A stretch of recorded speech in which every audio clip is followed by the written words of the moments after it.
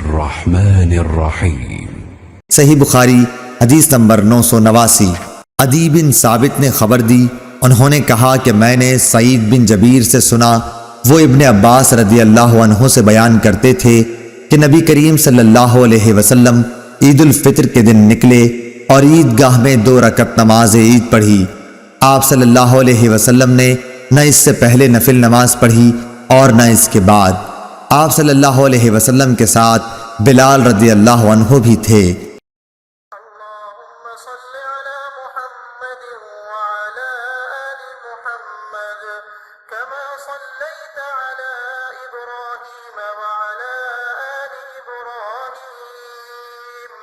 إنك